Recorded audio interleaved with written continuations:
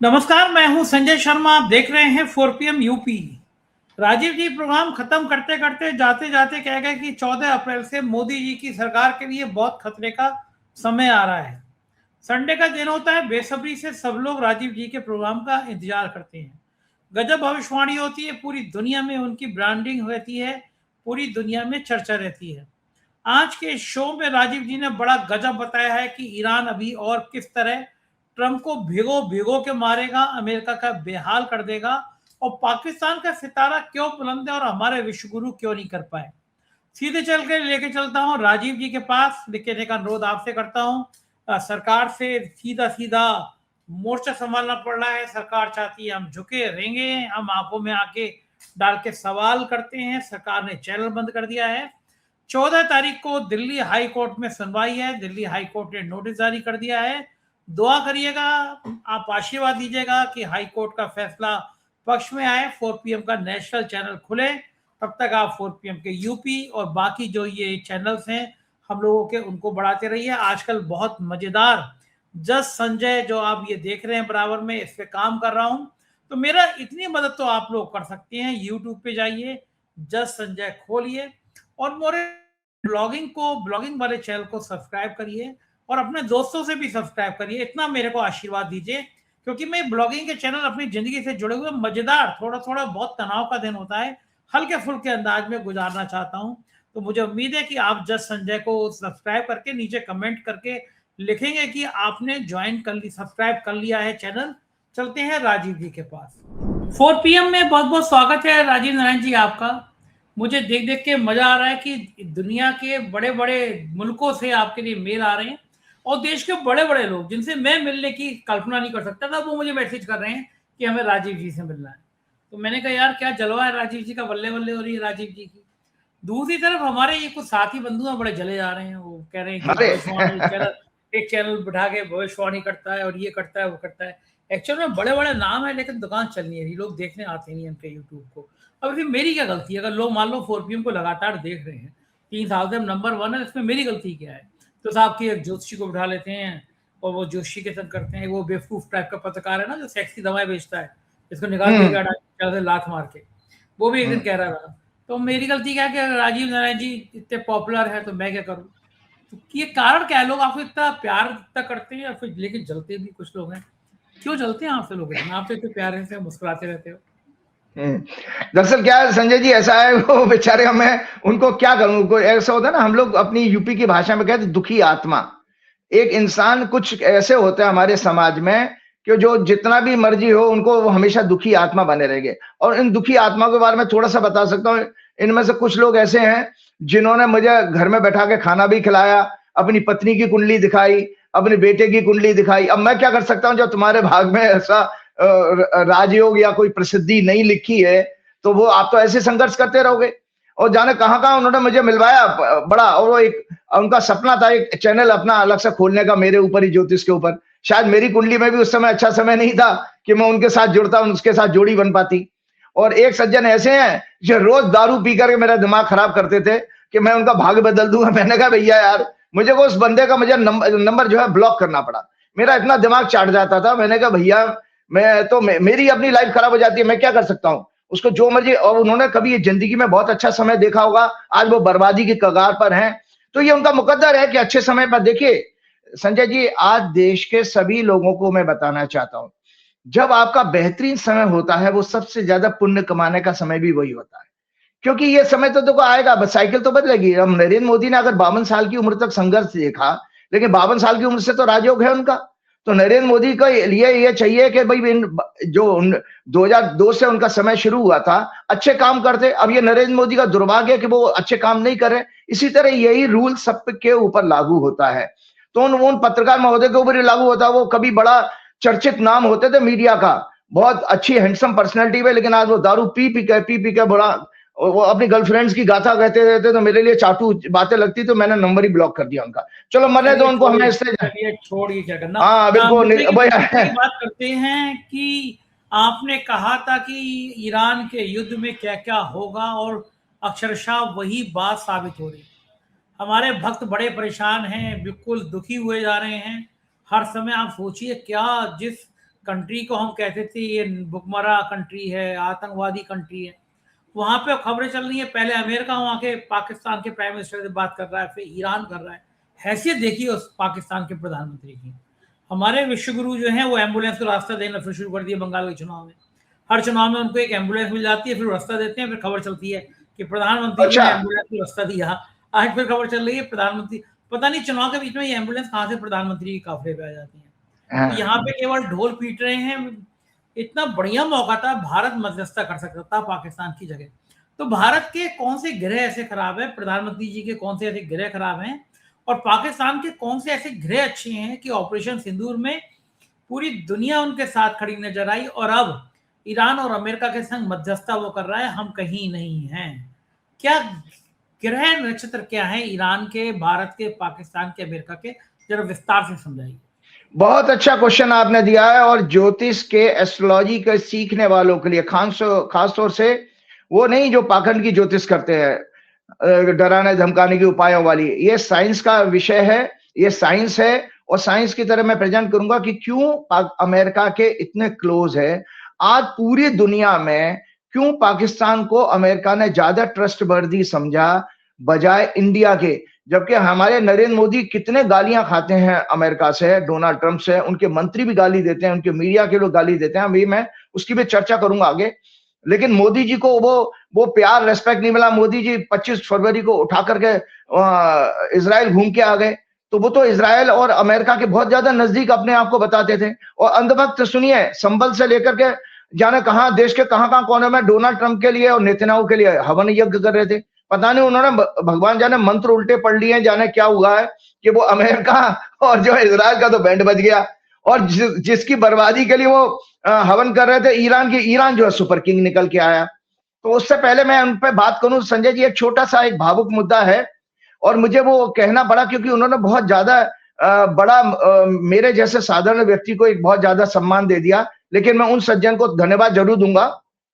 आपके ऑफिस में वो स्क्रीनशॉट में भेजूंगा, उनको जरूर संजय जी दिखाइएगा, क्योंकि ये मुझे भावना भी है, कोई मेरे लिए, मेरा फैन अगर मेरे लिए भावना व्यक्त करता तो मेरा सम्मान। और आपको दर्शकों बता देता हूं, मैं कभी किसी को नंबर नहीं देता हूं, मेरा कहीं सोशल मीडिया पे कोई कॉन्टैक्ट नंबर नहीं है। संजय जी शायद आपके ऑफिस से उन्होंने नंबर लिया होगा, किसी ने इंदौर से कल मुझे बहुत अच्छा वो दिया, मैं पढ़ के सुनाता हूँ। मेरे ऑफिस से रोज 20 फोन आते हैं कि राजीव जी का नंबर दे दो। तो वो मैं नंबर उनका स्टेटमेंट सुनाता हूँ, सोचे दुनिया में लोगों को ये मैसेज जाना चाहिए। परम श्रद्धेय आचार्य श्री राजीव जी, जय गुरुदेव। आज मैं आपसे अपना विचार साझा करना चाहता हूं। जब से आप 4 PM यूट्यूब चैनल पर प्रातः 6 बजे ज्योतिष शास्त्र पर प्रोग्राम करते हैं, तब से मैं नियमित प्रत्येक रविवार को आपको सुन रहा हूं। इसी प्रकार मैं श्री राहुल गांधी को भी फॉलो करता हूं। हाल ही में मैंने शंकराचार्य अभिमुक्तेश्वरानंद जी के साथ घटी घटनाओं और उनके पत्रकारों के साथ हुए संवाद भी सुने। उन्होंने बहुत ही खूबसूरती से पत्रकारों के प्रश्न के उत्तर दिए। मुझे अब वो देखिए कितनी बड़ी बात कह रहे हैं, भैया मैं साधारण सा आदमी हूँ, मेरे को इतने बड़े बड़े लोगों के साथ उन्होंने जो बराबरी दी है, मैं उस लायक नहीं हूं। मैं तो सिर्फ हनुमान जी का भक्त हूं, एक साधारण सा। मुझे इस देश में 3 ही शेर दिल व्यक्ति देखने को मिले हैं। नंबर 1 वो लिखते हैं श्री राहुल गांधी, जो सरकार के खिलाफ अपनी बात बेबाकी, सच्चाई और ईमानदारी से रखते हैं। वे जनता के हित की बातें सरकार के सामने रखते हैं और कभी अपना आपा नहीं खोते। दूसरे श्री अभिमुक्तेश्वरानंद जी, हाल ही में उन पर लगे गंभीर आरोपों का उन्होंने बड़ी दिलेरी से सामना किया और स्वयं को सच्चा व खरा साबित किया। तीसरा वो लिखते हैं, दर्शकों, आप स्वयं जो अपनी बात को बेबाकी से ज्योतिष ज्ञान के माध्यम से प्रस्तुत करते हैं, आपकी भविष्यवाणियां विशेषकर ईरान और अमेरिका के विषय में सही साबित हुई हैं। कई बार आपकी भविष्यवाणियां इतनी सटीक और स्पष्ट होती हैं कि संजय जी आपके लिए लिखा है कि श्री संजय शर्मा जी भी कुछ क्षण के लिए संकोच में पड़ जाते हैं, लेकिन अंततः आपकी कही हुई बातें सत्य ही सिद्ध होती हैं। मैं आपको बहुत बहुत शुभकामनाएं देता हूं, बधाई देता हूं। अपने बारे में वो लिखते हैं, मैं केदारमल जखेतिया इंदौर से हूं। मैंने 1973 में सिविल इंजीनियरिंग की पढ़ाई पूरी की। वर्तमान में निर्माण कार्य से जुड़ा हूं। मेरी पत्नी और 3 बेटियां हैं, तीनों की शादी हो चुकी है। वे अपने परिवार में आनंद पूर्वक रह रही हैं और मेरा किसी भी राजनीतिक पार्टी से कोई संबंध नहीं है। मैं एक साधारण भारतीय नागरिक हूं। तो संजय जी, एक साधारण भारतीय नागरिक ने ये मेरे लिए ये अपनी अच्छी भावनाएं व्यक्त की हैं। और केदार मल जी, आप जहां भी हैं, आप शायद इंदौर के रहने वाले हैं, मैं आपको कोटि कोटि नमन करता हूं। आप बहुत अच्छे व्यक्ति हैं कि मेरे जैसे साधारण व्यक्ति को आप इतने बड़े लोगों के बराबर तुलना कर रहे हैं। मैं उस लायक नहीं हूं। हाँ, ये जरूर हूं कि दुनिया मुझे हनुमान जी के भक्त के रूप में जाने, यही मेरी अपनी ईश्वर से हमेशा प्रार्थना रहती है। अब आपके प्रश्न का जवाब देता हूं। सबसे पहले संजय जी, मेरे एक मित्र ने, पत्रकार मित्र ने 4-5 मिनट की कंबाइन करके वीडियो बनाई है संजय जी। वो वीडियो जब मैं बोलूंगा तो जरूर दिखाइएगा। कौन सी वीडियो? आपने दर्शकों याद होगा, आपने संजय जी एक विशेष प्रोग्राम किया था युद्ध के ऊपर 4 मार्च का। उसके बाद हमने 8 मार्च का रेगुलर संडे के प्रोग्राम में ईरान के ऊपर बोला। मतलब इस वार को, ईरान, अमेरिका, इजराइल वार को हमने कई प्रोग्राम में कवर किया है। ठीक है, तो उन मित्र ने प्रेडिक्शन के पार्ट को 5 मिनट का, वो एक रिकॉर्ड है। कल को दुनिया में कभी इतिहास लिखा जाएगा, वो 5 मिनट की वीडियो बड़ी काम आएगी। मतलब सारी भी इतने सारे प्रोग्राम की संजय जी, 4-5 प्रोग्राम की उन्होंने कंबाइन करके एक प्रेडिक्शन का ईरान के बारे में जितना बोला है, तो वो जरूर आपके ऑफिस में भेजूंगा, दिखाइएगा। तो उसमें 4 मार्च, 8 मार्च, 22 मार्च और 6 अप्रैल जो लास्ट प्रोग्राम था, उसमें भी दर्शकों आपको याद होगा मैंने ईरान की वर्षफल को प्रेडिक्ट किया था। और वर्षफल को प्रेडिक्ट करते हुए मैंने उनसे कहा था कि ईरान का वर्षफल, ये राइट अप भी है, और वैसे उस प्रोग्राम में सुन लिए, ईरान का वर्षफल फॉर द ईयर स्टार्टिंग 1 अप्रैल को शुरू हुआ है। और लियो लग्न है, उसमें उनका मुंथा जो है 12वें घर में आई है, और मुंथेश भी 11वें भाव में आई है, लाभ के स्थान में, और मुंथेश भी लाभ के स्थान में है। इसका अर्थ और बता दो, ये ईरान की हॉरोस्कोप है संजय जी। ईरान की हॉरोस्कोप है। आप देखिए कि जो बात आप सच कह रहे हैं, जो भी आपने कहा था, द्वितीय विश्व युद्ध के बाद अमेरिका कभी भी इतने लेवल पर, इतने खराब स्थिति में कभी नहीं आया। अमेरिका के कई कम से कम 10-15 से ज्यादा जो है अड्डे थे मिडिल ईस्ट में, ईरान ने ध्वस्त कर दिए। देखिए, युद्ध में संजय जी हमेशा नैरेटिव जीता जाता है। जो अगर आप ऑब्जेक्टिव, आपका जो उद्देश्य था वो पूरा नहीं हुआ, आप युद्ध हार चुके हो। तो अमेरिका का उद्देश्य था ईरान में सरकार बदलवाना, ईरान को तबाह करके ईरान में अपना पिट्ठू शाह को बैठाना, जो उनके अमेरिका में रह रहा है, और इजराइल को बढ़ावा देना, इजराइल का पूरा कब्जा करना मिडिल ईस्ट पे। तो संजय जी, इसमें से आप दर्शकों खुद चिंतन करिए। नरेंद्र मोदी करें चिंतन, नरेंद्र मोदी के अंधभक्त करें, आरएसएस करें जो प्रो इजरायली है, इजराइल सोच के रखने वाले हैं, कि बताइए इनमें से चारों में से कोई होगा। हम लोग कहते हैं ना संजय जी, मूंछों वाला ठाकुर। तो आज दर्शकों, दुनिया में मूंछों वाला ठाकुर अगर कोई बन के आया तो ईरान निकल के आया। ईरान ने वो ठाकुर, असली मंद हमारे देश के, खासतौर से उत्तर भारत में ज्यादा ठाकुर हैं। इन ठाकुरों को, क्षत्रियों को ये याद रखना चाहिए, अगर ये क्षत्रिय गुण क्या होता है ये सीखना है तो आपको ईरान से सीखना चाहिए। वो नहीं घबराया। आपने उनके एक सबसे सर्वोच्च धार्मिक नेता को मार दिया। आपने उनकी पूरी एक फ्रंट की जो है पूरी मिलिट्री की ऑफिसर्स को मार दिया, पॉलिटिकल लीडर्स को मार दिया, इंटेलिजेंस एजेंसी के उनके चीफ को मार दिया। लेकिन वो, उनके कॉन्फिडेंस में कोई कमी नहीं आई है, उनके साहस में कोई कमी नहीं आई। और उन्होंने जो रिजल्ट दिए कि आज वो पाकिस्तान में जो है, हमारे जब प्रोग्राम हो रहा है तो आपका कल ही उनकी जो मीटिंग हुई है, वो देखिए ईरान अपने टर्म्स डिक्टेट करके उसमें मीटिंग में शामिल हुआ है। संजय जी, दर्शकों के लिए आपको जानकारी के लिए बता दूं तो पहली बात तो ये, जो जब अमेरिका ने घुटनों पर बैठ करके डोनाल्ड ट्रंप किसी वक्त धमकी दे रहा था, उसी दिन 7 तारीख को, 7 अप्रैल को, और उस धमकी देते हुए उसने ये कहा था कि मैं ईरान की पूरी सभ्यता खत्म कर दूंगा और ये सिविलाइजेशन कभी दोबारा रिवाइव नहीं कर पाएगी। ये ऐसी उसकी धमकी थी। उसी समय दर्शकों, वो ट्वीट भी मैं शेयर करूंगा, मेरा ट्वीट आप देख लीजिएगा। मैंने 7 तारीख को लगभग 9:30 बजे के आसपास, 9:55 है या 9:25 है, देख लीजिएगा टाइम। उसमें मैंने ट्वीट किया था कि कोई दुनिया की ताकत जो है ईरान की सभ्यता को जो है खत्म नहीं कर पाएगी, और डोनाल्ड ट्रंप जो है को ये बैकफायर करेगा। साथ में मैंने ये जरूर कहा था कि जब ये क्या नाम है, जिस समय उसकी डेडलाइन खत्म होगी तो एक कोई डेडलीस्ट जो है स्ट्राइक जरूर होने वाली है, जो लेबनान में हो भी चुकी है, जो कि इस युद्ध की सबसे ज्यादा डेडलीस्ट स्ट्राइक थी, जिसमें कि 300 से ज्यादा लोग मारे गए और हजारों उस लोग वहां पर, और सिविलियन, और हजारों लोग उसमें क्या नाम है घायल हुए हैं। और ये एक वार क्राइम है जो इजराइल ने किया, और ये सीज फायर अनाउंस होने के बाद किया था। तो सबसे पहले दर्शकों एक ये हॉरोस्कोप जरूर दिखाऊंगा, ये 5 मिनट की मेरी वीडियो जरूर वो संजय जी ऑफिस में बोलिएगा शेयर करेंगे। Assassination of top leadership of Israel, destruction of extensive damage to the Israel. तो इस युद्ध में बर्बाद कौन होगा? इजराइल। इस युद्ध में जीतेगा कौन? ईरान। सुन लीजिए, इस युद्ध में अमेरिका और को क्या मिलेगा? डोनाल्ड ट्रंप को मिलेगा अपमान, डिसग्रेस, और इनको इंटरनेशनल कोर्ट में इनके ऊपर वॉर क्रिमिनल का केस चलेगा। आपके एक स्पेशल प्रोग्राम किया था हमने अभी 2-3 दिन पहले, हमने कहा था ईरान का, और आप देखिए हम भी खुश हैं, आप भी खुश हैं। दर्शक एक बार देख लें, जो ईरान ने धुआं मचा रखा हो, मैंने बार बार क्या कहा था, इस युद्ध में ईरान जीतेगा, इस युद्ध में इजराइल तबाह होगा। बेंजामिन नेतन्याहू की मतलब आयु को खतरा है। पिछले प्रोग्राम में भी मुझसे पूछा था क्या कारण है कि ईरान विजयी क्यों हुआ है। भैया दर्शकों फिर से दोबारा ईरान की कुंडली देख लीजिएगा।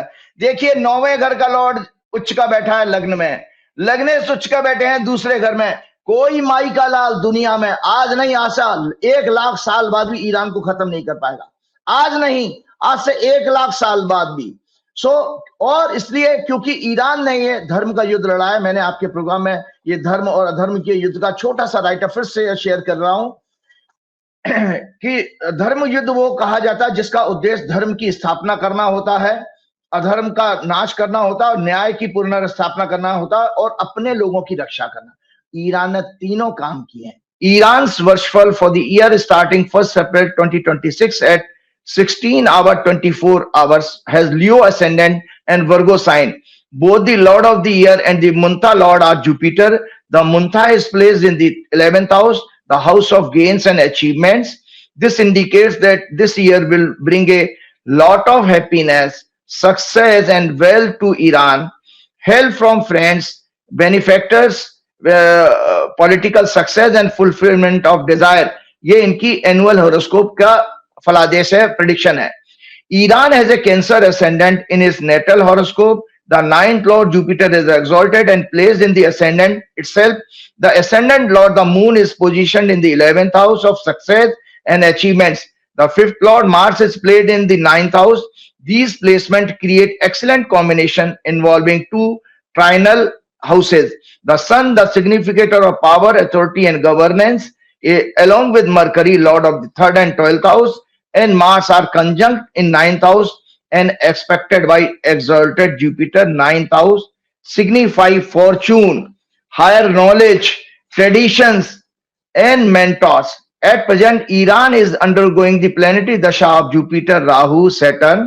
Jupiter signify tradition, culture, civilization, righteousness. As the 9th lord, it also stands the compassion, morality, ethics, respect for democratic values, diplomacy, justice, religion, religious freedom and religious places.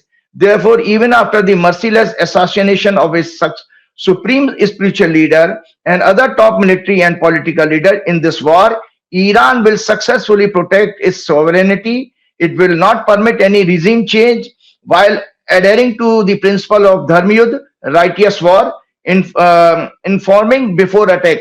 It will inflict the harshest punishment on its enemies and conspiring neighboring countries. After securing victory over all of them, Iran will establish a new power balance in the Middle East, emerge as a leader in the region and establish justice. It will definitely develop a nuclear bomb.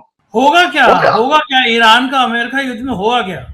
नहीं, वो तो मैंने बता दिया, अभी बता दी Iran की victory तो अभी मैंने इंग्लिश में बोला, वो जानबूझ के, क्योंकि ईरान के लोग सुने इसलिए मुझे आज वो इंग्लिश में बोलना पड़ा। संजय जी सॉरी, मैं अपने दर्शकों को बता दूं, मुझे आज जानबूझ के वो इंग्लिश में इसलिए बोलना पड़ा कि ईरानी लोग मुझे बहुत पसंद कर रहे हैं, वहां ईरान तक ये मैसेज मेरा जाना चाहिए। और इसके अलावा ये मेरा एक ये क्या नाम है हॉरोस्कोप मैंने बनाई थी कि जब डोनाल्ड ट्रंप ने 7 अप्रैल 2026 को 6 बजकर इवनिंग में वाशिंगटन डीसी के टाइम से 18:32 पर जब ये अनाउंस किया था सीज फायर, डेडलाइन से सिर्फ कुछ घंटे 1-1.5 घंटे पहले, उस समय कन्या लगन उदय हो रहा था ब्रह्मांड में, और लग्नेश बुध 6वें भाव में राहु केतु के साथ थे, और शनि मंगल सूर्य 7वें भाव में, तो 7वां भाव इमेज का होता है और 7वां भाव जो है समझौते का होता है, 7वां भाव वार का भी होता है और चंद्रमा नीच का था।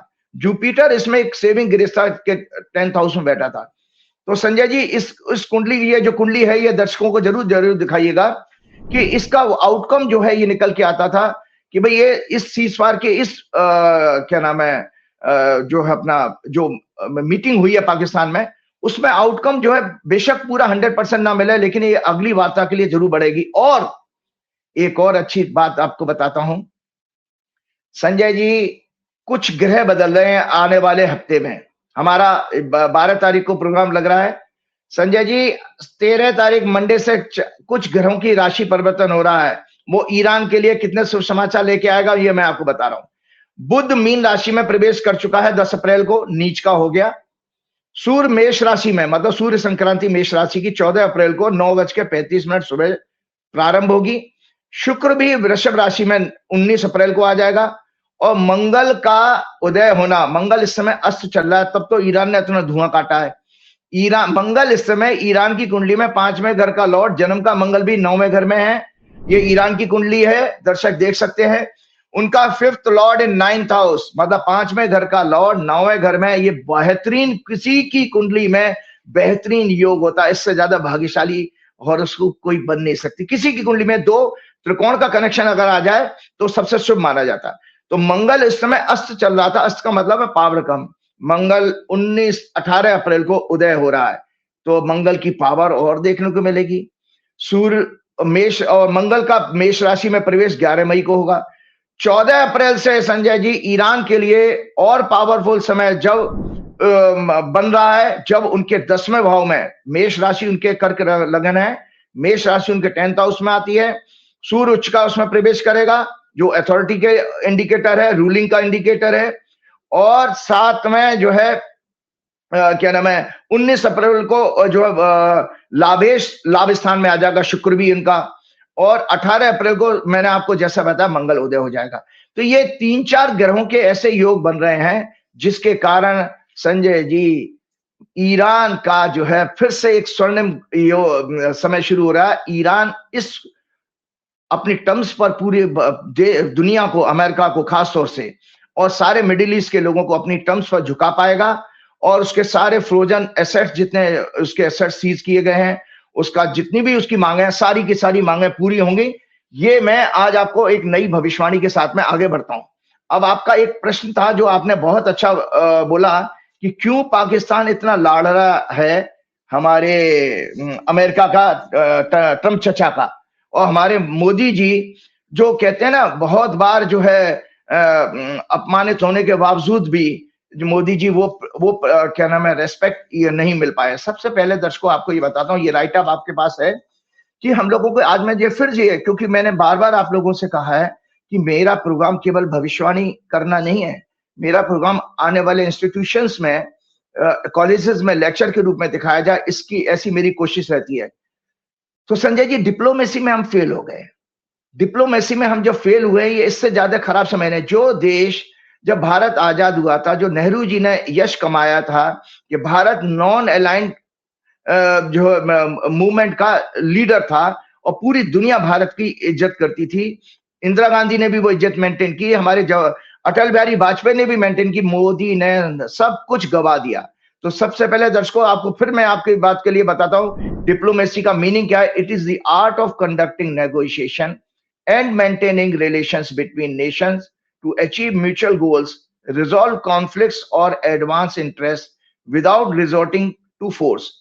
It involves skilled communication, cultural understanding, and strategic compromise to build trust and cooperation. Its key elements are, तो साफ साफ लिखा है strategic compromise to build trust and cooperation. हमारा भारत और नरेंद्र मोदी का खासतौर से सरकार वो ट्रस्ट अमेरिका के अंदर बिल्डअप नहीं कर पाया कि डोनाल्ड ट्रंप यही समिट, यही पीस वार्ता आपके इंडिया में कर सकते थे। पाकिस्तान के साथ एडवांटेज क्या है कि पाकिस्तान की क्या खूबसूरत, मैं आज हॉरोस्कोप भी आपको एक्सप्लेन करूंगा, ऐसी बातें पॉलिटिकल बातें तो करता ही हूं मैं, लेकिन ये बता रहा हूं कि पाकिस्तान की हॉरोस्कोप को क्या मजबूती है कि उसके चाइना के साथ बहुत अच्छे रिलेशन है, वर्ल्ड की सारी सुपर पावर के साथ उसके बहुत अच्छे रिलेशन है, रशिया के साथ बहुत अच्छे रिलेशन है, मिडिल ईस्ट के देशों के साथ बहुत अच्छे रिलेशन है, ईरान के साथ बहुत अच्छे रिलेशन है, और इतना ही नहीं, नाटो देश और यूरोप के साथ भी है।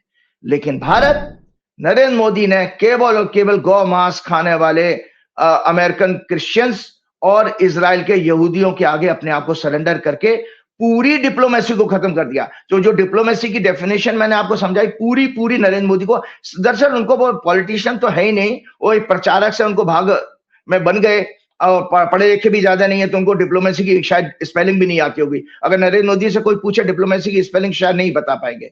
सो आगे बताओ, इसके की एलिमेंट का क्लियर ऑब्जेक्टिव्स, भारत के पास कोई क्लियर ऑब्जेक्टिव नहीं है। Defining and prioritising national interest while understanding the others goal. Effective communication, Bharat का इफेक्टिव कम्युनिकेशन कभी नहीं रहा है। हमारे यहाँ चुसे हुए आम की तरह से, एक जैसे छछूंदर जैसा चेहरा होता है ना, ऐसा हमारा एक विदेश मंत्री है, और एक जो बिलौटा होता है जो चूहे को खाने के बाद आता बिल्ली बिल्ली, वैसा हमारा एक वो पुरी करके एक मिनिस्टर है, उसको आप कतर में और यूएई में भेज रहे हैं। मतलब एक छछूंदर टाइप का आपका विदेश मंत्री है, उसका कम्युनिकेशन भी पुअर है। Effective communication using facts, clarity and persuasion to convey position and listen actively, हमारे यहाँ जीरो है भारत की। Mutual benefits, crafting agreements where all parties gain something, fostering long term stability, आती ही नहीं है। ये केवल अपनी ब्रांडिंग, अपने यहाँ से भक्त लोगों को बैठ जाते हैं, या भारत की जो एम्बेसीज हैं वहां पर उनको प्रेशर डाल करके और जबरदस्ती नागरिकों को, भारत के जो फॉरेन में रह रहे हैं एनआरआई, उनको जबरदस्ती भीड़ में बुलाया जाता है, नाच गाना कराया जाता है। यही हमारी डिप्लोमेसी रह गई है। और बाकी मोदी जी से मुंह फाड़ करके एक अनसिविलाइज वे में देहाती फुअड़ लोगों की तरह से हंसते हैं बड़े बड़े लीडर्स के साथ, वो कोई डिप्लोमेसी नहीं है। Cultural sensitivity, respecting differences in values, norms and histories to avoid misunderstanding। अगर मोदी जी किसी की कल्चर और हिस्ट्री को समझते होते तो आज जो 7000 साल से ज्यादा पुरानी हमारी भारत ईरान जैसे देश के साथ मित्रता, जो आर्यंस की भूमि है, उसके पीठ में छुरा नरेंद्र मोदी नहीं भोंकते, और वो गौमांस खाने वाले लोगों का साथ नहीं देते। Patience and timing, knowledge when to push, pause और कंसीड टू मेंटेन मोमेंटम, आता ही नहीं है, जीरो। नरेंद्र मोदी की सरकार और इस छछूंदर टाइप के विदेश मंत्री को आता ही नहीं है। Trust building, establishing credibility through consistency, honesty and follow through, ये भी जीरो है। और सॉवरेनिटी की तो उनको कोई परवाह है ही नहीं कि हमारे देश की सॉवरेनिटी भी हमारे इन्होंने कंप्रोमाइज की है। It refers to the supreme authority और ultimate power to govern with a defined territory और political community free from external source. हमारे यहाँ तो अमेरिका चला रहा है, इजराइल चला रहा है हमारी देश को। It is the most fundamental concept in political science, international law and political philosophy. और सॉवरेनिटी भी दो प्रकार की होती है, internal sovereignty, domestic with in the state, देश या देश क्षेत्र के अंदर सर्वोच्च अधिकार, राज्य या उसकी सरकार जनता को कानून बनाने का, उन्हें लागू करने में अंतिम निर्णय लेने का अधिकार। राज्य के अंदर कोई समूह या संस्था राज्य से ऊपर नहीं होती। और external sovereignty, independence from outside interference. हमारे यहाँ आप देखिए कि आपने भक्त भी ऐसे बना दिए हैं कि जो नेतन्याहू और इजराइल और अमेरिका और ट्रंप के लिए हवन पूजा कर रहे हैं। तो हम तो पूरी तरह से उनके आगे नतमस्तक बिक चुके हैं, हम गुलाम हो चुके हैं बेसिकली इजराइल और अमेरिका के। Freedom to conduct foreign policy without subordination to another state, हमारा टोटली इजराइल और अमेरिका से है। Legal equality among sovereign states regardless of size and power, हमारी कोई बची नहीं है, वजूद ही नहीं खत्म कर दिया हमारा। नो अदर कंट्री और organization has the right to dictate internal affairs, वो दोनों देश हमारे को डिक्टेट करते हैं। यह नतीजा यह है कि नरेंद्र मोदी आज खामोश मौन अवस्था में मौन व्रत धारण करके बैठे हैं, अलग थलग बेकार की चुनावी सभाओं में घूम रहे हैं, जबकि वो विश्व गुरु अपने आप को कहते थे, विश्व गुरु बन सकते थे, वो सब कुछ उन्होंने मौका गवा दिया। सॉवरेनिटी क्या होती है? बराबर supreme independent authority, either inside a country और बिटवीन कंट्रीज। तो ये नरेंद्र मोदी ने गवा दिया। जब 25, ये हॉरोस्कोप जरूर दिखाइएगा, जब नरेंद्र मोदी ने 25-26 फरवरी को 2026 में जब यात्रा की थी इजराइल की, उस समय के जो अशुभ ग्रहों काल में की थी, जिसका नतीजा आज यह है, नरेंद्र मोदी ने भारत को का बहुत बहुत अपमान किया। क्या नरेंद्र मोदी किसी भी रूप में भारत के लिए कोई शुभ समाचार लेकर के नहीं आए। अब मैं आपको आता हूं, ये मैंने आप लोगों के लिए एक राइटअप तैयार किया, टेक्निकल है, इसको जरूर जरूर हम शेयर करेंगे। इसमें मैं पाकिस्तान की हॉरोस्कोप दिखाऊंगा और इंडिया की हॉरोस्कोप कंपेयर करूंगा और अमेरिका की, कि भाई क्यों अमेरिका पाकिस्तान के ज्यादा नजदीक है और क्यों भारत कभी भी वो स्थान उसको नहीं मिल सकता जो उसको पाकिस्तान को अमेरिका ने दिया हुआ है। सेकेंड वर्ल्ड वॉर के बाद विश्व की सबसे बड़ी geopolitics event Iran Israel USA war started from 28 फरवरी 2026 में पाकिस्तान सीज फायर कराने की डील में हीरो और भारत में सन्नाटा। हमारे विश्वगुरु मौन व्रत में 2014 से अमेरिका से लगातार अपमानित होने, कई बार गालियां खाने के बाद भी विश्व राजनीति में एक महत्वपूर्ण नेता बन चुके हैं। नो इंपॉर्टेंस, इनको कोई पूछता नहीं है, इसीलिए गली गली राज्यों में रोड शो करते फिर रहे हैं। इनकी औकात केवल इतनी ही रह गई है और इन्होंने भारत की नॉन अलाइनमेंट डॉक्ट्राइन की हत्या कर दी है। गोदी media, RSS, VHP, corrupt bureaucrats, corporate भी इस देशद्रोह में शामिल हैं। आपने भारत की जो डिप्लोमेसी को खराब किया, आपने सॉवरेनिटी को कमजोर किया और नॉन अलाइनमेंट डॉक्ट्राइन की हत्या की। इस पे आप लोगों के खिलाफ, अगर मुझे एक 24 घंटे के लिए देश का प्रधानमंत्री या सुप्रीम कोर्ट का चीफ जस्टिस बना दिया जाए, इन सब के ऊपर मैं देशद्रोह का मुकदमा दाखिल जरूर करूंगा। भारत, तो मैं आपको बताता हूं क्यों भारत हमारा वो स्थान उसको नहीं मिल सकता। भारत का जन्म, जो इंडिपेंडेंट भारत का एस्ट्रोलॉजिकली 15 अगस्त 1947, टॉरस लगन, कैंसर मून साइन, पुष्य नक्षत्र, लग्न राहु केतु एक्सिस में है। थर्ड हाउस पड़ोसी देश, पुरुषार्थ, मनोभाव, एफर्ट्स आदि में 6 लॉर्ड, शुक्र भी बैठा है, विवाद, झगड़े और लिटिगेशन का है। 10th लॉर्ड शनि अपने भाव से 6वें भाव, वो भी विवाद की कंट्रोवर्सी में बना रहा है, मतलब हमेशा सत्ता को कोई ना कोई विवाद रहेगा। 4th लॉर्ड इन 3rd हाउस अपने से 12वें भाव में, अगर तीसरा घर जो होता है चौथे घर से 12वां भाव बनता है। अगर उंगली चौथे घर के रखेंगे हम कुंडली में, आपको एस्ट्रोलॉजी सिखाने के उद्देश्य से बता रहा हूं, 4th हाउस में उंगली रखिए तो तीसरा घर 12वां घर बनता है। तो 4th लॉर्ड भी अपने 3rd हाउस में है, यानी राष्ट्रभक्ति हमारी हमेशा डाउटफुल रहेगी। राष्ट्रभक्ति, नेशनलिज्म हमारा डाउटफुल है। हमारे देश का और आंतरिक असंतोष इस देश में सदैव बना रहेगा। 5th house Jain ji, education, devotion, purity of mind, vision, planning, wisdom, intellect, Shani Mangal दोनों से पीड़ित है। मंगल 12वें भाव में अपमान, विदेश में प्रतिभा का पलायन का संकेत देता है। मतलब भारत की कुंडली जो है, आजाद भारत की कुंडली ये है कि यहां से टैलेंट हमेशा विदेश में पलायन करेगा।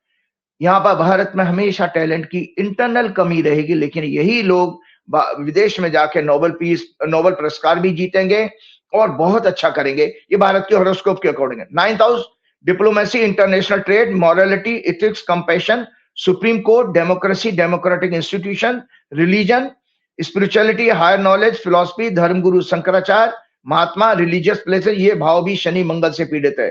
परंतु शनि अपनी राशि मकर को दृष्टि दे रहा, अतः ये विषयों की फाउंडेशन तो ठीक है, लेकिन इनमें विवाद, संकट, षड्यंत्र, इन्हें कमजोर करने के प्रयास अवश्य होते रहेंगे समय समय पर।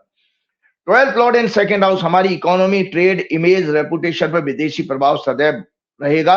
हमें उनके द्वारा अपमानित भी किया जाता रहेगा। अब मैं पाकिस्तान की दर्शकों कुंडली दिखाता हूं। ये पाकिस्तान की हॉरोस्कोप है, दर्शकों देख लो कि पाकिस्तान का मेष लगन, पाकिस्तान हमारे से कुछ घंटे पहले ही उसको आजाद किया गया था, 14 अगस्त 1947। मेष लगन, मिथुन राशि, आर्द्रा नक्षत्र में हुआ, हमारा पुष्य नक्षत्र है, शनि का, पाकिस्तान का है आर्द्रा नक्षत्र। लग्न, लग्नेश पर जुपिटर की दृष्टि, यह है संजय जी आज इसका पाकिस्तान का फेमस होने का कारण। पाकिस्तान की हॉरोस्कोप में जुपिटर 7th हाउस में प्लेस्ड है, लगन को दृष्टि दे रहा है, और तीसरा घर और आपका 11th house, 3rd house short term की फ्रेंडशिप का होता है दर्शकों, 11th हाउस लॉन्ग टर्म की फ्रेंडशिप का होता है। तो किसी की कुंडली में भी संजय जी नेटवर्किंग अगर देखी जाए तो ये दोनों हाउस मजबूत होने चाहिए।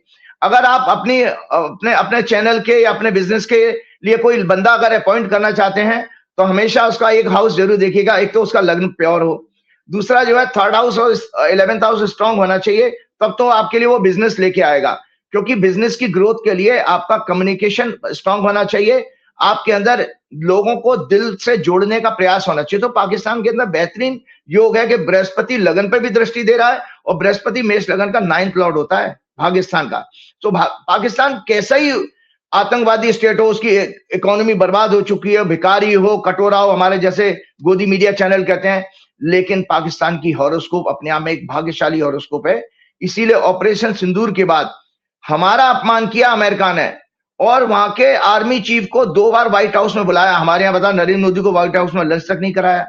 हमारे आर्मी चीफ को तो भूल जाइए, हमारे किसी आर्मी ऑफिसर को बुलाया कभी डोनाल्ड ट्रंप ना, लेकिन जनरल मुनीर को, और वही जनरल मुनीर इस नेगोशिएशन में हीरो बने हुए हैं। तो पाकिस्तान का है लग्नेश पर 9th लॉर्ड बृहस्पति का प्रभाव, 3rd हाउस में लग्नेश भारत की तरह 4th लॉर्ड चंद्र पर बृहस्पति का प्रभाव, 11th हाउस में बृहस्पति से त्रस्त। अतः पाकिस्तान की छवि और विश्व राजनीति में नेटवर्किंग सदैव भारत से अच्छी और सफल रहेगी। फिर से दोबारा सुन लो, अंधभक्त और गोदी मीडिया सुन लो, जो गोदी मीडिया पाकिस्तान को सुबह से लेके गाली दे रहा है और चिढ़ रहा है, फ्रस्ट्रेशन निकाल रहा है। पाकिस्तान की छवि और विश्व राजनीति में नेटवर्किंग भारत से सदैव, अभी नहीं हजारों साल तक अच्छी रहेगी, क्योंकि उसकी कुंडली मजबूत है। 10th हाउस सत्ता, पीएम प्रेसिडेंट पर शनि मंगल का प्रभाव है, इसीलिए मिलिट्री इन्फ्लुएंस वहां पर रहता है सत्ता में। वायलेंट रिजीम चेंज हुए हैं और इंपॉर्टेंट लीडर्स की डेथ भी हुई है। Unstable tenure of ruling party आदि का ग्रह योग है, उनका शनि मंगल से पीड़ित हो रहा है। 9th हाउस स्ट्रॉन्ग होने के कारण उनका इंटरनेशनल रिलेशन, उनका 9वां घर मजबूत है। इंटरनेशनल रिलेशन, डिप्लोमेसी भारत से ज्यादा इफेक्टिव और बोल्ड और एग्रेसिव होगी। भारत के लग्न का स्वामी शुक्र है। संजय जी अब आता है, देखो अमेरिका की कुंडली दिखा देता हूं, आपको समझ में आ जाएगा। और अपने ऑफिस में बोलिएगा अमेरिका ये पाकिस्तान की एक बार लगा दे, दर्शकों को समझ में आ जाएगा। ये पाकिस्तान और अमेरिका की एक साथ हॉरोस्कोप, और फिर अमेरिका के साथ भारत की हॉरोस्कोप भी लगाई जाए। भारत की हॉरोस्कोप भी साथ साथ लगा के दिखा देंगे दर्शकों को कि इंडिया की हॉरोस्कोप में क्यों ऐसा सुख नहीं है, जो ये इंडिया और अमेरिका की हॉरोस्कोप है। तो संजय जी इन हॉरोस्कोप में ये आ रहा है कि ना भारत का लग्न का स्वामी शुक्र है और यूएसए के लग्न का स्वामी सिंह राशि सूर्य है, जो आपस में शत्रु है। जबकि पाकिस्तान के लग्न का स्वामी मंगल सूर्य का अति मित्र है, ग्रेट फ्रेंड है सूर्य मंगल का। अतः पाकिस्तान यूएसए की मित्रता सदैव और अटूट बनी रहेगी, जबकि भारत के भाग्य में यह सुख कभी भी प्राप्त नहीं होगा। गोदी मीडिया सुन लें, नरेंद्र मोदी सुन लें, आरएसएस सुन लें, कितना ही आप सीआईए एजेंट बन जाइए, भारत को कभी भी वो अमेरिका के साथ नजदीकी होने का सुख प्राप्त नहीं होगा, क्योंकि कुंडली ही दोनों की शत्रु लगन बन रहे हैं। इसके विपरीत रशिया का लग्न, जबकि इसके विपरीत रशिया का जो लग्न है वो कन्या लग्न है, जिसको स्वामी बुध भारत के लग्न शुक्र का अति मित्र है। ये स्ट्रॉन्ग फ्रेंडशिप बॉन्ड रशिया के साथ हो तो सक्सेसफुल सदैव रहेगा। मतलब हमारी ज्योतिष के अनुसार दर्शकों को बता रहा हूं कि हमारी भारत की कुंडली में ऐसा योग है कि अगर रशिया के साथ हमारी फ्रेंडशिप होगी वो बहुत अच्छी चलेगी। देखिए नहीं, ये मैंने ग्रहों की मैत्री दे दी है ज्योतिष सीखने वालों के लिए, आगे मैं नहीं जाऊंगा। ये सुन लें कि चंद्रमा के जो मित्र हैं, सूर्य के मित्र हैं मंगल, चंद्र और जुपिटर, और बुध उसके लिए न्यूट्रल है, और शुक्र उसके शत्रु और शनि है। आगे आप लोग अपने देखिएगा, मैं आगे बढ़ता हूं। इंडिया करंट प्लैनेटरी पोजीशन क्या है?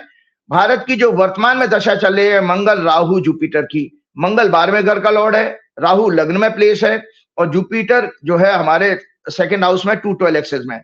उससे पहले मार्स राहु 2 फरवरी से 31 मार्च तक चल रही थी।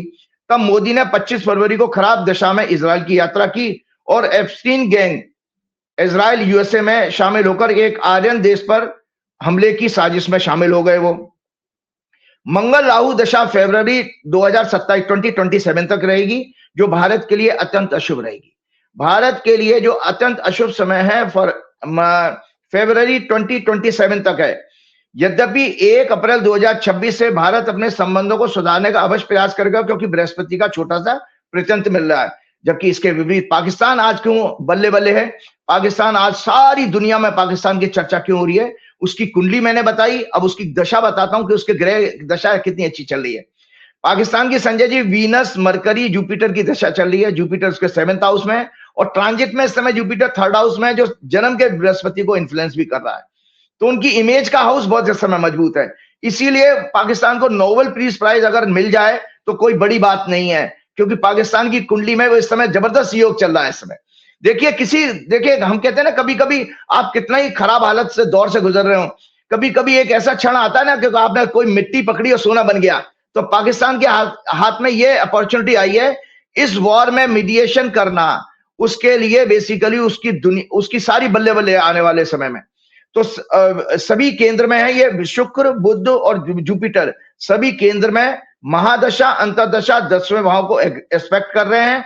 और प्रत्यंतर दशा का स्वामी बृहस्पति वर्तमान में 3rd हाउस में रहकर अपने जन्म के बृहस्पति 7th हाउस को और अपनी ही राशि 9th हाउस को भी प्रभावित करके विश्व राजनीति में यशस्वी होने, शांति दूत बनने और जियो पॉलिटिक्स में नेम एंड फेम का योग बनाकर शांति दूत यानी नोबेल पीस प्राइज जैसा ग्रह योग बना रहे हैं पाकिस्तान की कुंडली में। जबकि भारत एक विलेन बनकर अलग थलग हो चुका है, हिंसा को समर्थन करने वाला एग्रेसर बनकर अपना नुकसान नरेंद्र मोदी जी की बेवकूफी के कारण कर चुका है। इसके विपरीत मोदी सरकार, देखिए सुन लीजिए संजय जी, इसके विपरीत मोदी सरकार पिछले 12 वर्षों से, ये राइटअप शेयर कीजिएगा, पिछले 12 वर्षों से देश को हिंदू, मुस्लिम, सिख, क्रिश्चियन, गरीब, अमीर, दलित, आदिवासी आदि में यूजीसी आदि का लागू करने का भेदभाव करके बांटकर अंग्रेजों की तरह सत्ता में बने रहने का अपना पॉलिटिकल मोटिव 24/7 पूरा करने में व्यस्त है। भ्रामक प्रचार के द्वारा लगातार देश के असल मुद्दों corruption, sex scandal, law and order, religious freedom, freedom of speech and expression, fair and transparent elections, employment, inflation, economy, education, foreign image, diplomacy से भटकाने का प्रयास कर रही है। इसमें देश के corrupt corporates, film actors, main stream media और ब्यूरोक्रेट्स भी शामिल हैं। ये सभी लोग अर्बन नक्सल, लव जिहाद, मंदिर मस्जिद, घुसपैठिए आदि के फर्जी फेक नैरेटिव में देशवासियों को भ्रमित करके लोगों की जमीनें, रिसोर्सेज पर कब्जा कर चुके हैं और कर रहे हैं।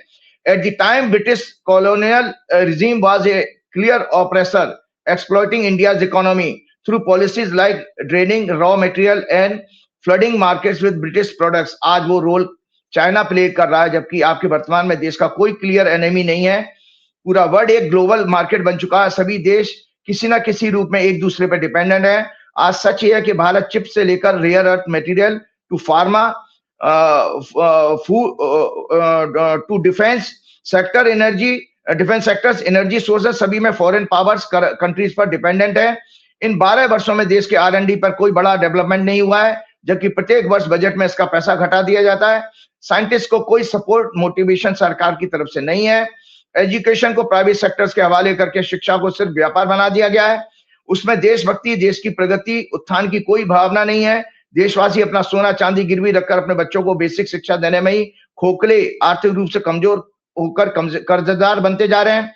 सरकार भावनात्मक इश्यूज के जरिए शासन कर रही है, समाज में भेदभाव में व्यस्त है और देश के युवाओं जैन जी को multinational companies Amazon, Blinkit, Zomato का डिलीवरी बॉय बना दिया, कोरियर बॉय बना दिया, या कांवड़ उठाकर पाखंड की भक्ति करने वाला, या ओला, रैपिडो, उबेर जैसी कंपनीज का ड्राइवर बना दिया है हमारे जैन जी को। देश का करप्ट कॉर्पोरेट, एजुकेशन सेक्टर्स और R&D में बिल्कुल सपोर्ट नहीं करता, बल्कि केंद्र और राज्यों की ब्यूरोक्रेसी पॉलिटिशियंस को रिश्वत देकर देश को लूटने में ठीक मुगलों और अंग्रेजों की तरह व्यस्त है आपका देश का ब्यूरोक्रेट और कॉर्पोरेट। संजय जी एक छोटी सी रिसर्च लेंगे और एक बाद में हम एक ज्योतिष पे जरूर बात करेंगे, फिर आगे बढ़ेंगे। आज ज्योतिष सीखने वालों के लिए मैं बताता हूं कि राहु की दशा, और राहु का मतलब क्या है। और ये देखिए इजराइल की राहु की दशा संजय जी, ईरान की राहु की दशा, अमेरिका की राहु की दशा, और राहु ने इतना बड़ा कांड करा दिया कि द्वितीय विश्व युद्ध के बाद इतनी बड़ी घटना घटी है। तो दर्शकों ये टेक्निकल है और आपके ज्योतिष के सीखने वालों के बेहतरीन है। मैंने अमेरिका की कुंडली आपको दिखाई दी है, आपके पास ईरान की कुंडली मैं दिखाई चुका हूं, ये इजराइल की कुंडली है। दर्शकों इजराइल की कुंडली भी आप साथ लगा दीजिएगा जब आप अपने ऑफिस में कहिएगा जब मैं राहु का चैप्टर बता रहा हूं, राहु का सिग्निफिकेंस। तो ईरान, अमेरिका और इजराइल तीनों युद्ध में शामिल हैं, इनकी कुंडली लगाइएगा। और एक मजेदार बात और कुंडली शेयर करता हूं, राहुल गांधी की भी राहुल की दशा चल रही है। तो क्या राहु सबके लिए खराब है? आपको दर्शकों जानकारी के लिए बताता हूं, साउथ में राहु का इतना डर बेचा जाता है, वहां काल सरदोष नाम की लाखों रुपए की पूजाएं कराते हैं लोग। संजय जी लाखों रुपए की पूजाएं कराते हैं, पूरे धंधा है साउथ इंडिया में, राहु का इतना ज्यादा डर बैठा दिया भाई। अगर आपको पता है संजय जी, आप ईडी, सीबीआई और इनकम टैक्स और पुलिस से क्यों डरते हो? इसी तरह भगवान का जो एडमिनिस्ट्रेशन है, ये 9 ग्रह हैं। इन 9 ग्रह में मंगल, शनि, राहु, केतु, यही ईडी, सीबीआई, इनकम टैक्स और दूसरी जांच एजेंसियां हैं जो आपको आपके सारे कर्मों का हिसाब किताब ले लेती हैं। तो वैदिक ज्योतिष के अनुसार राहु के significance crime, war, violence, disaster of the worst kind. It is a planet of aggressiveness, conspiracy, and stands for rebellion and mutiny, aerial navigation, electronic and radio computers, hardware, political plots, spies, Mossad जैसी agency, jail, slavery, death by suffocation, anti-religious, anti-social elements, cheat, falsehood, false narrative, propaganda, jealousy, robbery, strikes, mobs, foreigners, poisonous gases, cancer, skin disease, epidemics, bacterial infections, snake bite, सांप से काटना, वैश्यागमन, ये prostitution है वो भी इसी से देखा जाता है, विदेश यात्रा, कठोर दुखदाई वचन, गंदगी, अपवित्रता, unhygiene, facing toward south west direction, राज्य सत्ता, छल कपट से जो आती है, जैसे मोदी जी हमारी विधान सरकारें गिरा करके बना लेते हैं राज्यों में सरकार, वो भी राहु से देखी जाती है, राज्य सत्ता, छल कपट से, SIR वगैरह, और ये जो वोट का नाम काटना जोड़ना, आखिरी घंटे में वोट बढ़ा लेना, ये सब राहु का छल कपट है। नाना प्रकार के दुख, कलेश, मृत्यु का समय, वायु, पवन, वेग, दुराचार, दुष्टता, सेक्स विद एनिमल और अननेचुरल सेक्स, ड्रीम्स, बात रोग, भ्रम, उलझन, नीच लोगों की संगत, ऑल टाइप्स ऑफ सफरिंग। हमारी मोदी जी की संगत जो है वो डोनाल्ड ट्रंप की और नेतन्याहू की हो गई है, दोनों नीच लोग हैं। It creates enemies of the worst order, it is a very potent evil when if it is conjunct with Shani और Mangal, conditions are worse if it happens in 6, 8 और 12 एक्सेस।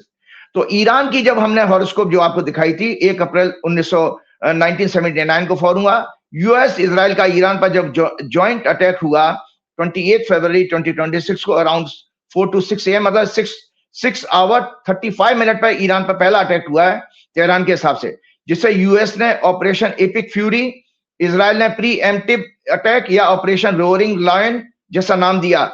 उस समय कुंभ लग्न ईरान का 8th हाउस अराइज हो रहा था Iran की कुंडली का, तब राहु, मंगल, शुक्र, बुध 12th लॉर्ड के साथ था और 6th लॉर्ड बृहस्पति इन्हें देख रहा था। इसलिए इनके सर्वोच्च धार्मिक नेता और कई मिलिट्री ऑफिसर्स की हत्या हुई। वर्तमान दशा ईरान की चल रही है बृहस्पति, राहु, शनि, तो राहु यहां पर आ गया और शनि भी आ गया। हमने कहा कि वेरी पोटेंट इविल बन जाता अगर शनि और मंगल से राहु जुड़ा हुआ हो। और वर्तमान राहु जन्म हॉरोस्कोप में इकोनॉमी के हाउस में है, शनि से पीड़ित और मृत्यु भाव की डिग्री में, इसीलिए ईरान का बहुत नुकसान हुआ है संजय जी, बहुत नुकसान हुआ है, क्योंकि मृत्यु भाव की डिग्री में मतलब डेथ लाइक सिचुएशन है। लेकिन वो तो उनकी कुंडली में, क्योंकि 9th लॉर्ड उच्च का लगन में बैठा और लग्नेस एक्सोल्टेड है, इसलिए मैंने पहले ही कहा था कि ईरान इस वॉर में जीतेगा, इन स्पाइट ऑफ दैट कितना ही नुकसान हो जाए। इजराइल 14 मई 1948 राहु जन्म हॉरोस्कोप में 8th हाउस में, मंगल की राशि और शुक्र के नक्षत्र में है। शनि इसे अपनी 10वीं दृष्टि से पीड़ित कर रहा है। राहु का डिस्पोजिटर मंगल स्पाइस के 12वें भाव में है। 8th house scientific research investigating agencies को सिग्निफाई करता है, इसीलिए उनकी सबसे बड़ी strength science and technologies, spice software technologies, Pegasus वगैरह, और मोसाद इन्वेस्टिगेटिंग एजेंसी, क्योंकि 8th हाउस में राहु है, जैसी संस्थाएं हैं। 8th हाउस में प्लेसमेंट और वर्तमान में 6th हाउस में गोचर ये संकेत दे रहा है कि इस कंट्री की इस युद्ध में सबसे ज्यादा बर्बादी इकोनॉमी, मिलिट्री, सिविल सेक्टर्स में होगी। इस देश के वजूद का जुलाई तक बहुत बड़ा खतरा है। पूरा विश्व इनकी दुष्टता, छल कपट से इन्हें और इनके लोगों को नफरत करेगा। ये पूरे विश्व में अलग थलग कर दिए जाएंगे। ये इजराइल की बात मैंने आपको की है। और यूएसए की आपको बता रहा हूं, 4 जुलाई 1776 जो यूएसए की कुंडली दिखाई थी, इनकी लियो लग्न की कुंडली और कुंभ राशि की हॉरोस्कोप में राहु अपमान, disgrace, loss, jail, proxy war के 12वें भाव में है। 2nd लॉर्ड 11th लॉर्ड बुध के साथ है। राहु शनि के नक्षत्र में है और शनि मंगल से 4th एस्पेक्ट से पीड़ित कर रहा है। वर्तमान दशा यूएसए की भी राहु शनि की चल रही है, जो मैंने अभी ईरान के केस में राहु शनि राहु 7 दिसंबर 2025 से शुरू हुई है और 12 मई 2026 तक चलेगी। ट्रांजिट में ये 7th हाउस और 8th हाउस में क्रमशः है और 2-12 एक्सिस बना रहा है। मून चार्ट में राहु 6th हाउस में और शनि 8th हाउस में। शनि इनका मंगल के नक्षत्र में है, मंगल और लग्नेश्वर 11th हाउस एम्बिशन महत्वाकांक्षा के भाव में है। इसलिए ये देश जब से बना है तब से पूरी दुनिया में वॉर, प्रॉक्सी वॉर कराकर अपने आर्म्स को सेल करता रहा है। वर्तमान दशा 12वें से 12th हाउस से और 2nd हाउस से संबंध बना रही है।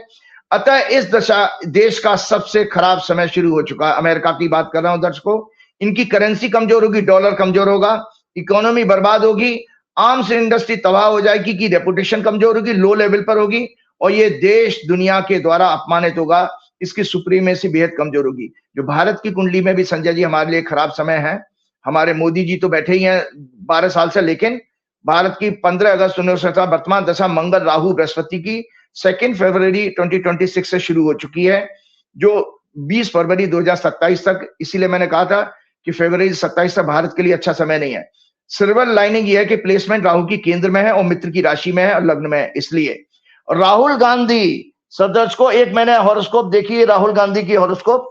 तो राहुल गांधी की हॉरोस्कोप में आपको बता रहा हूं कि राहुल गांधी की हॉरोस्कोप में भी राहु है, राहु की दशा, ये राहुल गांधी की हॉरोस्कोप है।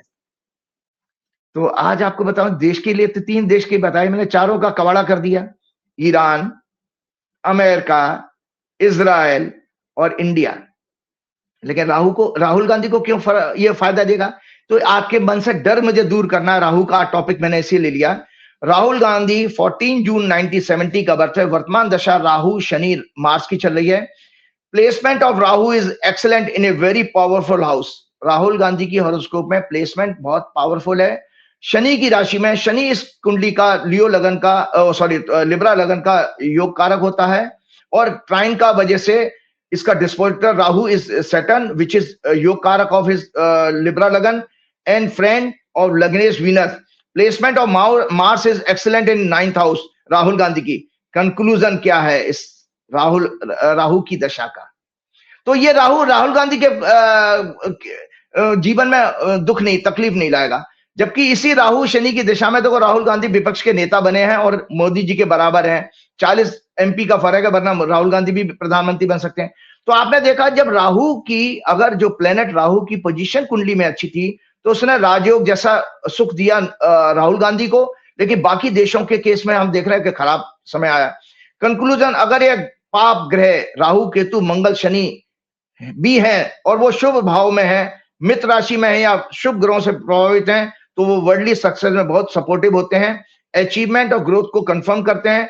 परंतु अगर पीड़ित हैं तो इजराइल अमेरिका की तरह बर्बादी भी इंश्योर करते हैं। ईरान को इसी वजह से भारी नुकसान हुआ, लेकिन उनका भाग्येश और लग्नेश दोनों उच्च के वेल प्लेस्ड हैं। मंगल सूर्य बुध भी एक्सीलेंट पोजीशन में, इसलिए ये देश भारी नुकसान के बावजूद इस देश ने बाउंस बैक किया और आगे लीड रोल जियो पॉलिटिक्स में करेगा। 15 अप्रैल के बाद जो मैंने आपको अभी कहा कि 15 अप्रैल से इसके ग्रह चेंज हो रहे हैं। थोड़ा सा और समय लूंगा, 5 मिनट का। मोदी जी, आप कहते हैं मोदी जी से मुझे विशेष प्रेम है, प्रेम है, तभी तो मैं मोदी जी के बारे में याद आ जाते हैं ना। लेकिन मोदी जी एक सेकंड मुझे, आज मेरा कोई मन कर रहा है, मुझे भी आपसे प्रेम है, आपके जो डिपार्टमेंट के लोग हैं उनसे प्रेम है। आप मोदी जी की बड़ी खिंचाई करते हैं, नेताओं की बड़ी खिंचाई करते हैं। अभी महाराष्ट्र के एक ज्योतिषाचार्य जी का वीडियो वायरल हो रहा है। वो जी जो है वो अपने कमरे में बुला के महिलाओं को ज्योतिष का अनोखा ज्ञान देते थे, जो काम शास्त्र का ज्ञान था। 150 से ज्यादा सेक्स के वीडियो वायरल हो गए। आशा राम रहीम अंदर सारे ऐसे लाइन लगा के, चिन्मयानंद जो गेरुआ वस्त्र पहनते हैं, ज्योतिष अध्यात्म की बात करते हैं और महिलाओं के साथ छेड़खानी या संभोग करते हैं। तो आप लोगों का पेशा, मोदी जी को लोग रोज टोकते हैं, नेताओं को टोकते हैं। वो जो महाराष्ट्र वाले जोशी है वो क्या कर रहे थे? आपको भी तो थोड़ी सी झेप लगी होगी कि आपके डिपार्टमेंट का मामला है, वो आदमी ऐसे कर रहा है। नहीं, डिपार्टमेंट का मामला, सच बात है, आपने सही मेरे हृदय को छू लिया। मैंने पिछले प्रोग्राम में ये कहा भी था कि इस विषय पर आप संजय जी मुझे कहिएगा कि भाई देखिए, सबसे बड़ा दुख ये होता है, ये ज्योतिषी नहीं है। मैंने बार बार आप लोगों को कहा कि 2 किताबें पकड़ने से आप एस्ट्रोलॉजी नहीं कर सकते। सच ए वास्ट साइंस। आप सोचिए, मैंने 4 साल की इंजीनियरिंग की थी संजय जी। ये एस्ट्रोलॉजी का जब मैंने कोर्स किया था तो मुझे लगा ये इससे ज्यादा, कई गुना ज्यादा बड़ा कोर्स है। तो ये 2 किताबें पढ़ के जो जोशी बने हुए हैं, जो दुकानें खोल के बैठे हैं, तो इनको आप एट ए लेंथ अगर पूछेंगे तो ये विषय बता नहीं पाएंगे। ये क्या करेंगे, फिर वो उपायों में घुस जाएंगे। फिर वो कहेंगे महिलाएं बच्चे नहीं करेंगे। अच्छा जी, तो वो आपके महाराष्ट्र वाले महोदय का कहीं मैंने सुना था या वीडियो सुनी है, उसमें वही कह रहे कि महिलाएं जब पहुंचती थी बच्चे नहीं हो रहे हैं, बोले ऐसा करो आप मेरे से संभोग कर लो तो आपके बच्चे पैदा हो जाएगा, क्यों मेरी दिव्य एनर्जी ऊर्जा आपके अंदर चली जाएगी। वो इस तरह का पाखंड करने वाले। और आपका वो धीरेन्द्र शास्त्री भी तो यही कर रहा है। धीरेन्द्र शास्त्री पूरा का पूरा जो है आपके जो बुंदेलखंड के गरीब लोग हैं उनके बीच में उसने अपने 10 आदमी खड़े कर देता है, 10 लोगों के क्वेश्चन होते हैं, वो प्रश्न शास्त्र का इस्तेमाल करता है, उसको ज्योतिष तो जीरो आती है, जीरो है। और आपको बताऊं पूरे मैं तो खूब संत महात्माओं में घूमा हूं, बहुत सारे संत महात्मा सभी मुझे जानते भी हैं, क्योंकि मैं परशुराम परिषद का प्रवक्ता रहा था ना संजय जी, तो इसलिए मेरा इन लोगों से संपर्क रहा, साधु संतों से। तो मैंने देखा किसी को ज्योतिष आती नहीं है। तो पहली बात तो देखिए कि ज्योतिष जैसी विद्या, ज्योतिष को दर्शकों आपको बताऊं, ज्योतिष जो है वेद का 6 लिंब है। ये मैं राइट अप जरूर शेयर कर रहा हूं, इसको जरूर शेयर कीजिए। वेद के 6 लिंब है।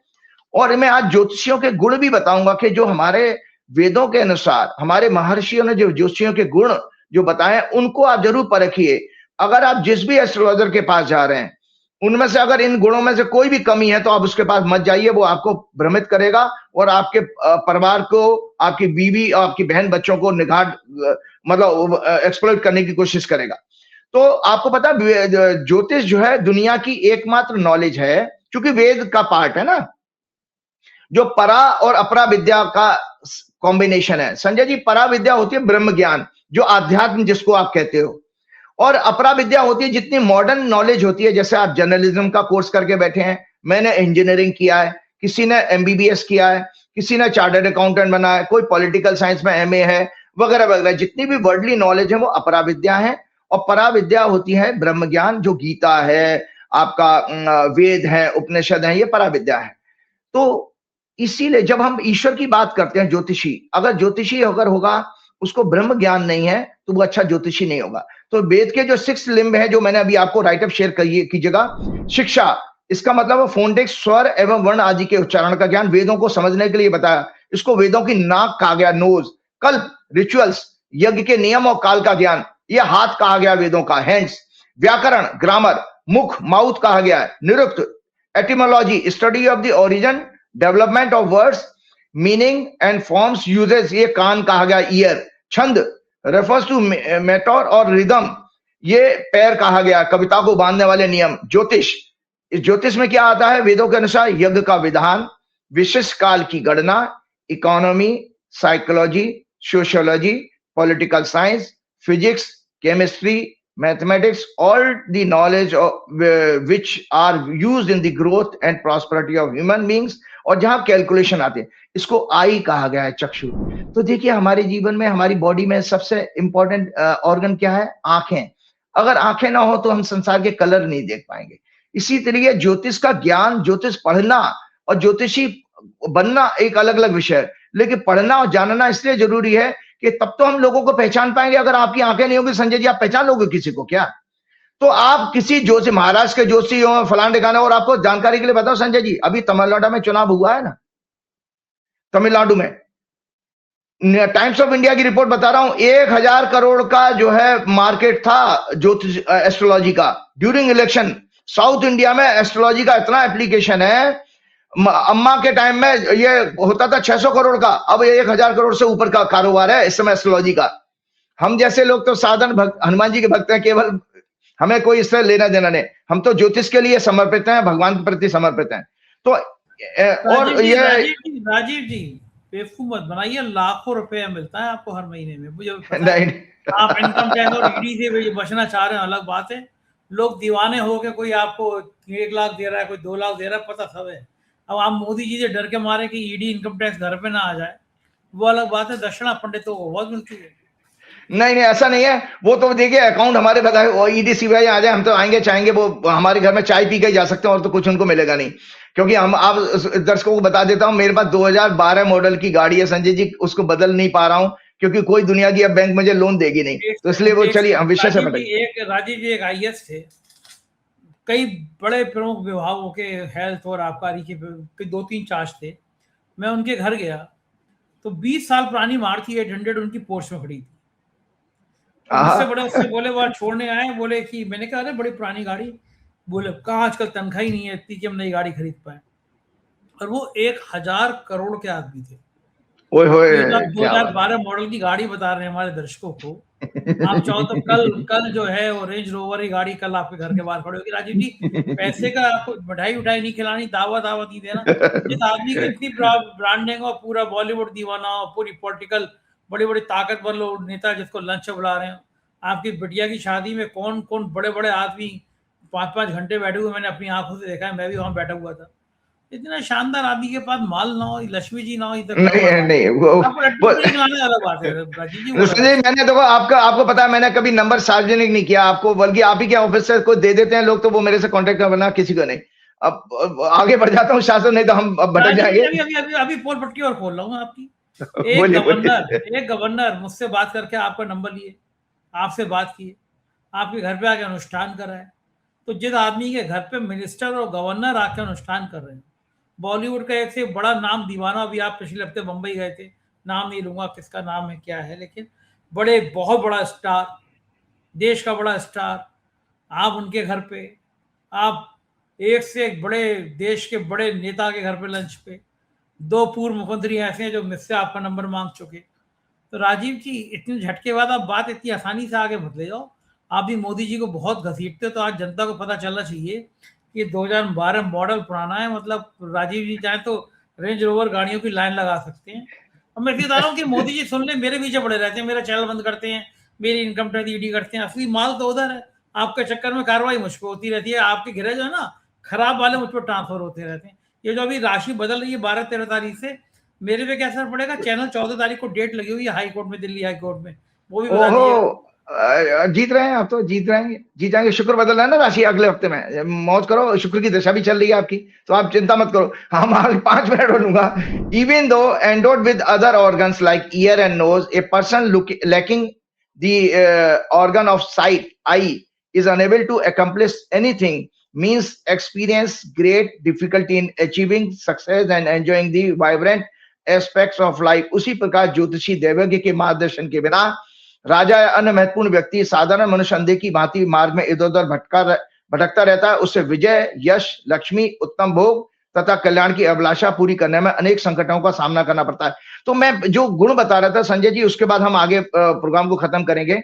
शास्त्रों के अनुसार एक आध्यात्मिक और कल्याणकारी मार्गदर्शन करने वाले ज्योतिषी के गुण, संस्कृत का श्लोक मैं बाईपास करता हूं क्योंकि हम पहले बोल चुके हैं। मैथमेटिकल एबिलिटी उसके अंदर होनी चाहिए, डिलीजेंट लिंग्विस्टिक हो, न्याय with judicial balance so that he can synthesize conflicting indications of planetary witnesses and yet reach a sound judgement.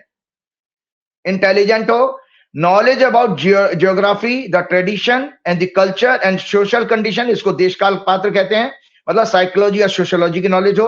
Yogi, sensory control होना चाहिए, आध्यात्मिक इंसान होना चाहिए। Art of interpretation, the ability to look at an event from many angles. आप संजय जी मेरे को बार बार खिंचाई करते हो, राजीव जी आप राजनीतिक बातें ज्यादा करते हो। बहुत सारे पत्रकारों ने, बहुत सारे चैनल की एक मालकिन ने मुझसे कहा, बड़ी फेमस है वो, उनके पतिदेव भी पॉलिटिशियन है, वो कहने लगे राजीव जी लोग कहते हैं कि आप जो है राजनीति की बात ज्यादा करते हो। मैडम सुन लीजिए, ज्योतिषी का एक गुण कहा गया, art of interpretation, the ability to look at an event from many angles. तो मैंने अगर राहु की बात करी है, तो मैंने कहा नरेंद्र मोदी जी आज देश का अपमान करा रहे हैं, डिप्लोमेसी को फेल कर रहे हैं, तो मुझे वो बताना पड़ेगा ना, इंटरप्रिटेशन मेरी है पावरफुल, तब तो मैं आपको एक्सप्लेन कर पा रहा हूं। ट्रूथफुलनेस, फियरलेस स्पीच, फियरलेस हो मेरी तरह से भैया। जैसे उन्होंने व्यक्ति ने मुझे को राहुल गांधी और शंकराचार्य के समकक्ष बना दिया कि दुनिया देश में 3 ही शेर है। भैया मैं शेर वेर कुछ नहीं हूं, मैं केवल और केवल हनुमान जी का भक्त हूं, मैं साधारण व्यक्ति हूं। और आपको दर्शकों जानकारी के लिए बता दें, संजय जी जब डोनाल्ड ट्रंप ने पूरी सिविलाइजेशन खत्म होने की बात करी थी, जिस दिन धमकी दे रहा था ना, विनोद अग्निहोत्री जी मेरे बहुत नजदीक है, बड़े प्रसिद्ध पत्रकार हैं। विनोद जी को एकमात्र व्यक्ति है जिसको मैंने ये बताया, मैंने अपने वाइफ को, अपने बच्चों को भी नहीं बताया। संजय जी मैं ट्वीट तो कर चुका था कि कुछ नहीं बिगड़ेगा ईरान का, लेकिन inspired of the Sanjay ji मैं 12 बजे रात को बैठा हूं और मैंने कई बार हनुमान चालीसा का पाठ, बजरंग बाण का पाठ और जो है क्या नाम है संकट नाशक हनुमान अष्टक का पाठ किया, विष्णु सहस्त्रनाम का पाठ किया, नारायण कवच का पाठ किया। केवल जब मैंने वीडियो देखी कि किस तरह से बच्चे वहां सड़कों पर आ गए ईरान के और उन्होंने पूरी ह्यूमन चेन बना ली, तो मेरा हृदय भी रोने लगा। मैं उस ईरान की उस जनता के प्रति समर्पित होकर के मैं पूजा में बैठ गया। 12 बजे रात को मैंने पूजा करी 1 घंटे की, तो और भगवान ने मुझे निराश नहीं किया कि अगले दिन ही ट्रंप ऐसे मोम की तरह पिघल गया। देखिए ये पूजा का असर होता है। और आप देखो यही होता है, देखो भगवान हमारे गुरुजी ये कहते थे, अगर आप सच्ची आत्मा है तो आपके द्वारा कराई गई पूजा पाठ का पुण्य फल मिलता है। जिन बड़े व्यक्ति की बात कर रहे हैं वो 30 साल पुराने एक केस में फंसे हुए थे। संजय जी हम हवन करा के आए हैं, 10 दिन के अंदर विद इन 10 डेज वो केस ही खत्म हो गया उनका। और जिस कंपनी में मैं सैकड़ों मतलब 30-40 बार मैं हवन करा के आ चुका हूं, 14,000 करोड़ का कर्जा उनका खत्म हो गया 6 महीने के अंदर। तो ये चमत्कार तो हनुमान जी करें, लेकिन मैंने कभी ब्रांडिंग नहीं की, मुझे कोई धीरन शास्त्री ना बनाया, मैं कभी ऐसा चाहता नहीं। ऑफिस में आके कर दीजिए कि बार-बार चैनल बंद कर देते हैं, ये हर 6 महीने बाद मोदी को ये ठीक है, ये ठीक है, बिल्कुल ये बात ये कमिटेड है। तो आगे बढ़ता हूं। मॉरली साउंड एंड प्योरिटी होनी चाहिए उसके अंदर, मॉरली साउंड होना चाहिए, प्योरिटी होना चाहिए, a devotee and a spiritual person. तो भैया हमारी ज्योतिष तो पूरी की पूरी हनुमान जी पे समर्पित है। जो भी हम तो निमित्त मात्र हैं, मैं जो भी बातें कहता हूं वो हनुमान जी के आदेश से कहता हूं, और यही उनका सच था कि अब वरना ईरान जैसे इस ज्वलंत विषय पर, जहां पर आप सोचो, आपने अक्सर मेरे दर्शकों ने देखा होगा कि मैं बहुत रिस्क ले लेता हूं। मैं 2 दिन बाद घटना घट रही है, 1 दिन बाद घटने में 2 घंटे बाद घट रही है, उस पर भी मैं भविष्यवाणी कर देता हूं। तो हनुमान जी बचाते हैं मुझे। बस आखिरी एक मौका दीजिए मोदी जी की बैंड बजाने का, जरा एक मोदी जी की बैंड बजा लूं, उसके बाद समझ। मोदी जी जो कम पढ़े लिखे हैं, भाजपा संघ अंधभक्तों, गोदी मीडिया, तलवे चाटने वाले देशद्रोही कॉर्पोरेट ब्यूरोक्रेट्स और even supreme courts, high courts के सभी जजेस को गहरा आत्मचिंतन करना चाहिए कि ये मोदी सरकार कितनी मनहूस है, जिसने भारत की डिप्लोमेसी की हत्या कर दी है।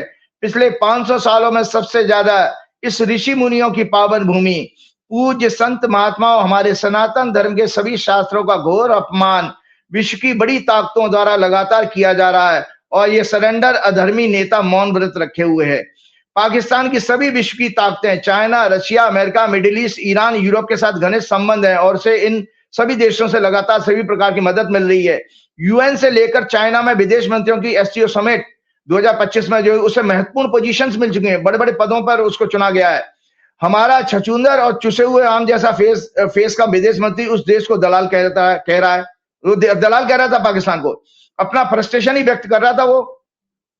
और 2025-26 में आपको पता है संजय जी कितना घोर अपमान की बात है वो, उसके बाद प्रोग्राम समाप्त कर। 2025-26 में ट्रंप के सीनियर एडवाइजर यूएस मीडिया ने भारत के 140 करोड़ से ज्यादा देशवासियों और देश का घोर अपमान किया जब उन्होंने सरेंडर नेता को इस प्रकार गालियां दी। 2 मार्च 2026 ड्यूरिंग लाइव डिस्कशन, एक यूएस जर्नलिस्ट एना कैस्पेरियन, जो द यंग तुर्क नामक पॉलिटिकल शो की को होस्ट हैं, पूरी यूएस की जनता और वर्ल्ड के सामने ये कहा, he spreads opens his legs for Israel. भैया हमारी देसी भाषा में, उत्तर प्रदेश की भाषा में कहते हैं कि उन्होंने अपनी टांगें इजराइल के सामने खोल दी नरेंद्र मोदी ने। ये कितनी गाली है। 2017 में जेफरी एप्स्टीन ने भी कुछ ऐसा ही कहा था, ही sang एंड डांस नेतन्याहू के सामने। 2 सितंबर 2025 को चाइना में पीएम एससीओ समिट के बाद पीटर नवारे, ट्रंप के ट्रेड इकोनॉमिक एडवाइजर, ने कहा, it was a shame to see Modi getting in bed with the 2 biggest authoritarian dictators in the world, Putin and Xi Jinping, when India is the world's largest democracy. अंधभक्तों देखो कैसे देश की विदेश नीति को ये अनपढ़ मंदबुद्धि नेता कोठे वाली कल्चर में ले आया है। कोठे वाली कल्चर में जो भी आता है वो हमारा शोषण कर लेता है, अपमानित करता है।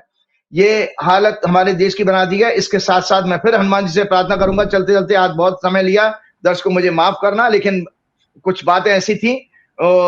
चलते थे। श्री गुरु चरण सरोज रज निज मन मुकुर सुधार, वर्ण रघुवर विमल जसु जो दायक फलचार, बुद्धिहीन तनु जान के सुमरो पवन कुमार, बल बुद्धि विद्या देव मोह हरौ कलेश विकार। 14 अप्रैल के बाद मोदी जी के लिए और खराब समय शुरू हो रहा है भाजपा सरकार के लिए सूर्य संक्रांति में। जय श्री राम, जय Hanuman. Thank you Rajiv ji, thank you. ये थे राजीव नारायण जी, और मैं आपको एक बार फिर याद दिला दूं, मेरा अधिकार है आप पे, इसलिए मैंने कहा है कि ये बराबर में जज संजय का जो लिख कर आ रहा है, यूट्यूब पे जाइए, जज संजय डालिए, ब्लॉगिंग का चैनल खुलेगा, उसको सब्सक्राइब करिए और नीचे कमेंट करिए कि संजय मैंने आपके कहने पे ये चैनल सब्सक्राइब कर लिया है, मुझे बताएंगे तो मुझे बहुत खुशी होगी। बहुत बहुत शुक्रिया, थैंक यू।